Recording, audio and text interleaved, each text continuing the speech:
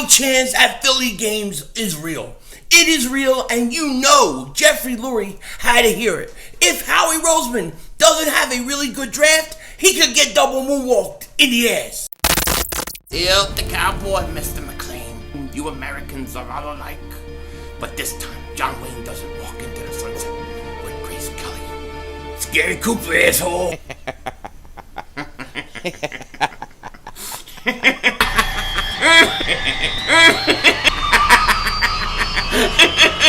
Oh, Dingbat! Oh, shit! Oh, shit! That was crazy! Happy trails, Hans. Dallas still stinks.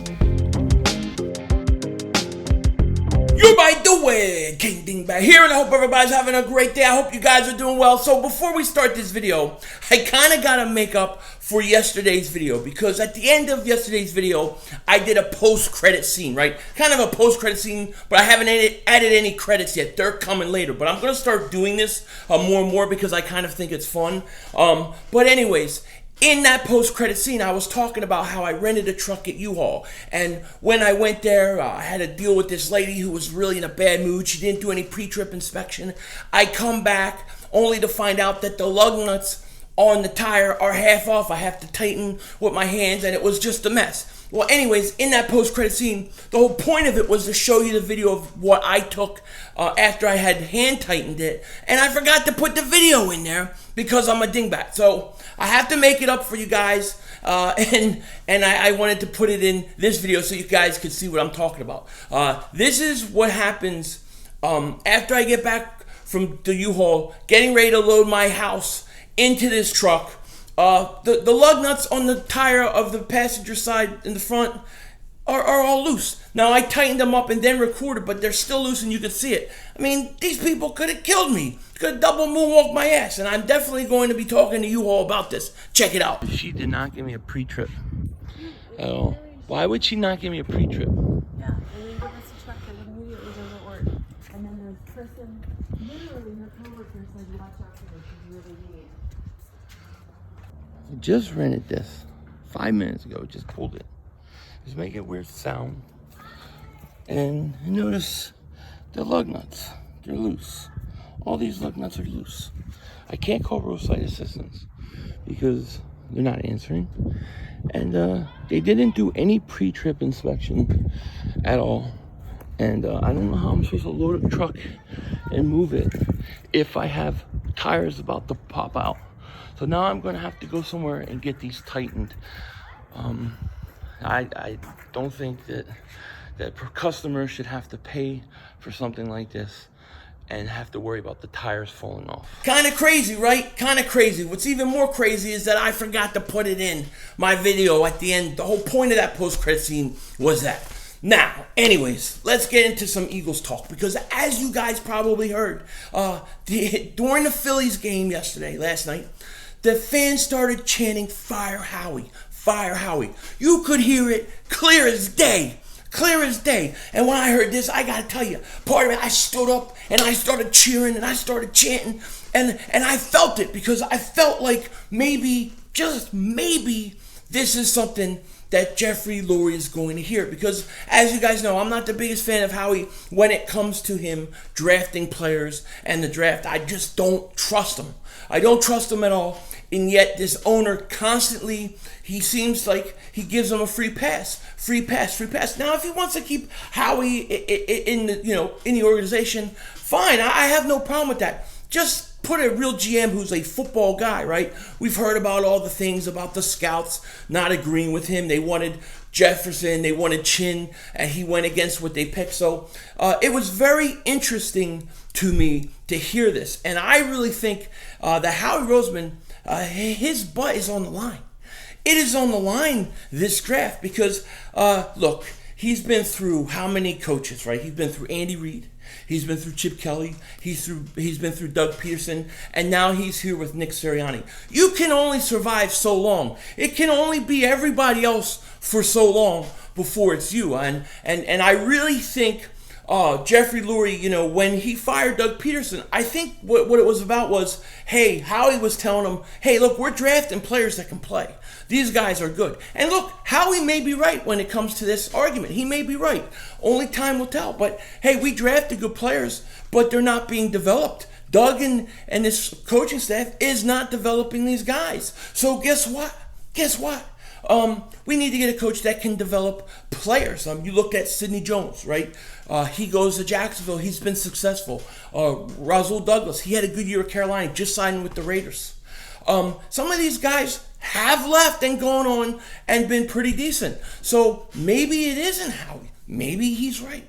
Maybe it's Doug. Now, I'm not going to go there. I really think when it comes to drafting players, I think Howie is just, I think he always has something like he wants to prove. He wants to prove to the football guys that he belongs there, right? This is just my take. And I think a lot of times he tries to outsmart himself. He tries to come off like the smartest guy, finding this gem. And he passes on some of the guys who may be easier picks. That's why you get some odd picks and you're like, well, why would we pick that? Or why did we pick him here? Or where did this come from? I think that's what's going on. But this year, we are in a situation where we just got rid of Carson Wentz, right? We're eating a ton of his dead money. We have Jalen Hurts, who's very promising young quarterback. I personally like, and he deserves this chance to go out and see what he can do.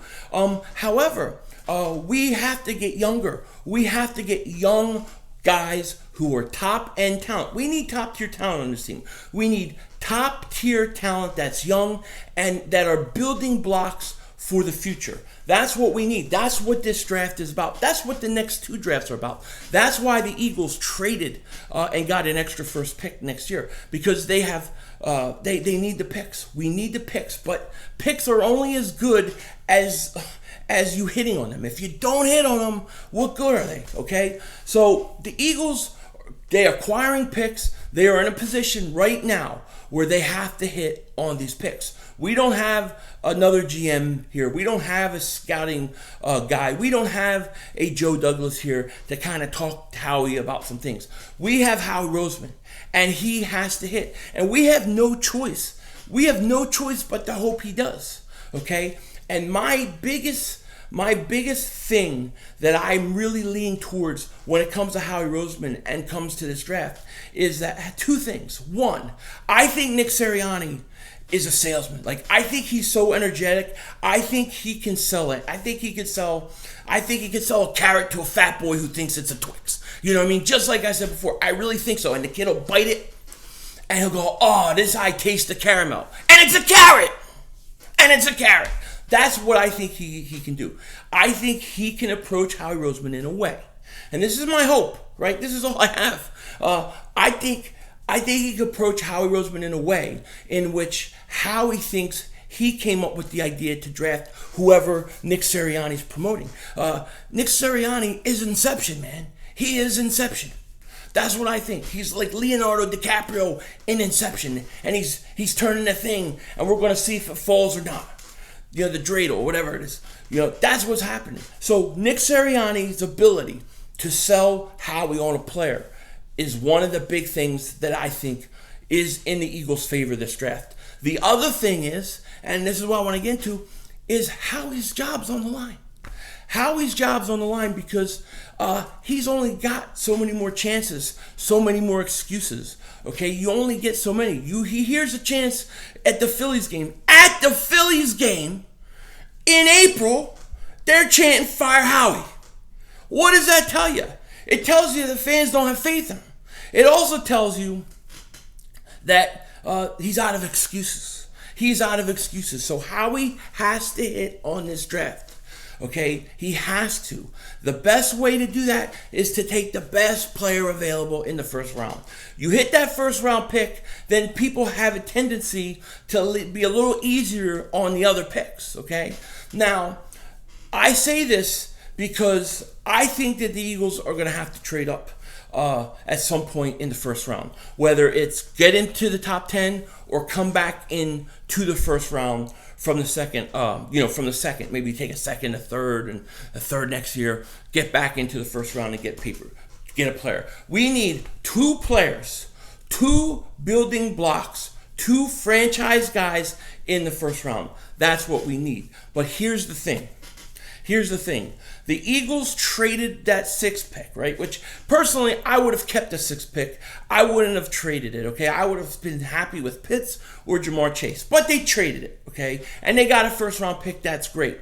But now we're hearing reports yesterday that the Miami Dolphins are trying to trade the 6th pick. They may trade out of that spot. And they're only going to do it is if they get more for what they traded the pick for.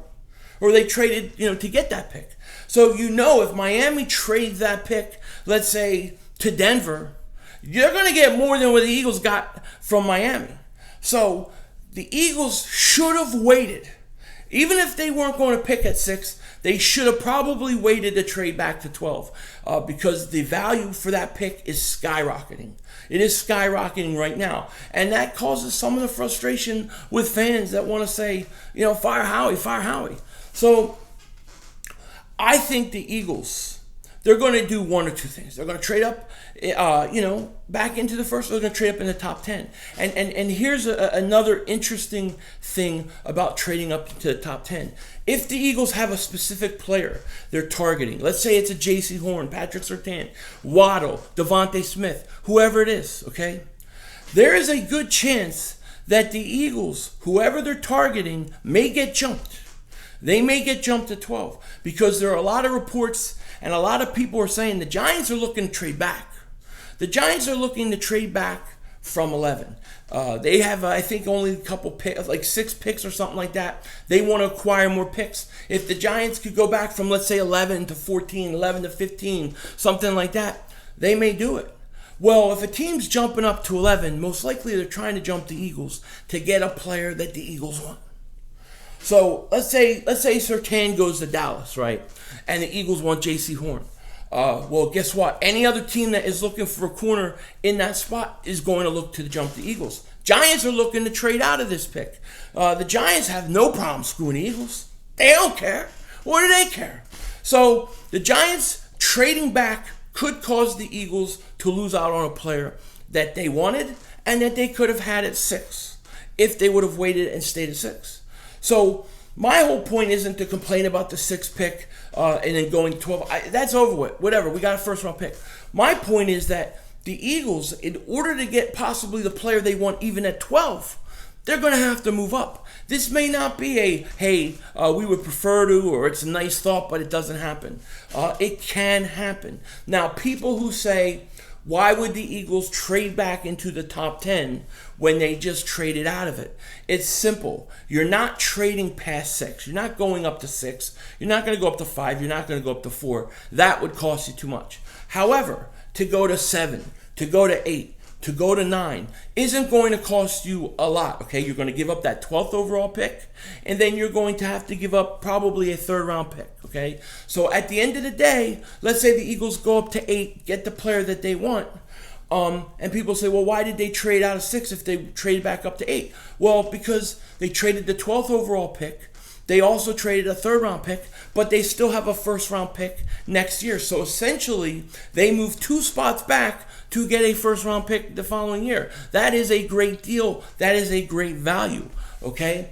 I don't see the Eagles going to 4. I don't see the Eagles going to 5. But 7, 8, or 9, I think, is in their wheelhouse. And if the Giants are looking to trade back, I think the Eagles need to look to trade up. You cannot allow a team, I don't know who, let's say the Chargers, right? Let's say the Chargers won a corner and the Eagles won Horn, but Surtain's going to go to 10, so the Chargers work out a deal with the Giants to jump the Eagles and take a corner. You can't allow that to happen. You can't allow that to happen. You have to trade up. So I think the Eagles are going to be very aggressive this draft. I think you have to look to trade up. And the reason for all this and all this discussion about trades and things like that is because Howie Roseman, his job's on the line. When you hear the fans start chanting, fire Howie at a Phillies game, or fire, the owner hears it. People hear it, and it resonates. And you know what? His days are numbered. I think Howie Roseman has maybe 1 to 2 years left to prove himself. If he doesn't, I think his days are numbered. Days are numbered, man.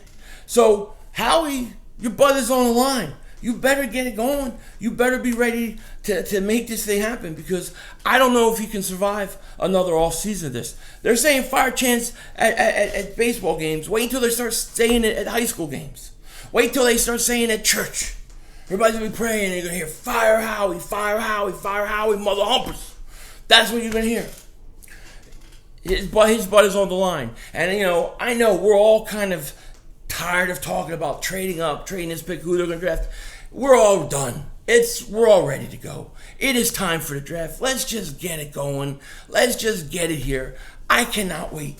It's going to be awesome. It's going to be fun. And hey, it is what it is. I will be streaming live at some point this week. As you may know, or may see, I'm at my house, my old house right now. Still having to come here. We still got some work to do, some repairs, cleaning the house. I got the carpet guy coming, all those kind of things. Got to get this house ready to go. So I'll be back and forth, but once I kind of get some of this stuff in front of me, we're going to have live stream after live stream after live stream after live stream. Double Moonwalker that ass after live stream. With that said, and let me just say this. I want to thank each and every one of you guys.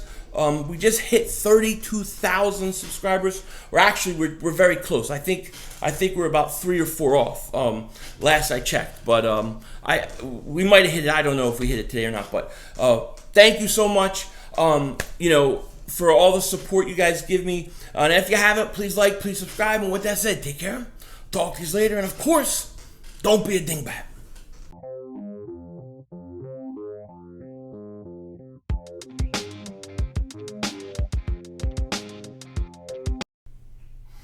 So, we've had a good run. Starting at about 350 subscribers. When this fathead went up, it was about 350 subscribers. But your days are over. It is time to say goodbye to the Eagles helmet. It is time to move on, because Philly 500 has moved. He has gone up in the neighborhood. People now don't have to run as fast to get away. They don't have to call the police on game day, because nobody is getting tortured here when I'm screaming and yelling during the live stream. But this thing, this helmet, this logo, we've been through a lot. And, we are moving. We are going to set up a new studio, and it's going to be better. And it's going to be spectacular. Unfortunately, this thing is not going to make it. We are going to have to let it go.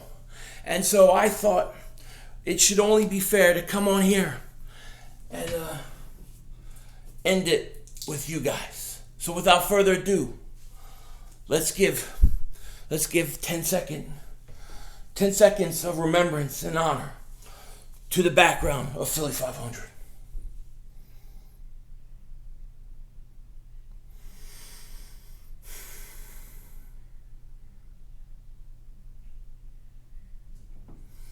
All right, without further ado, say goodbye to the old, and let's say hello to the new. Bye-bye, fathead. I miss you.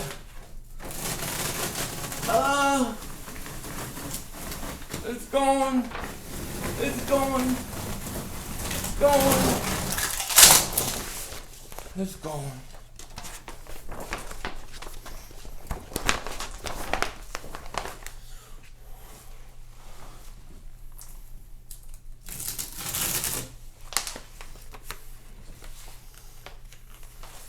Actually, I might be able to keep that one.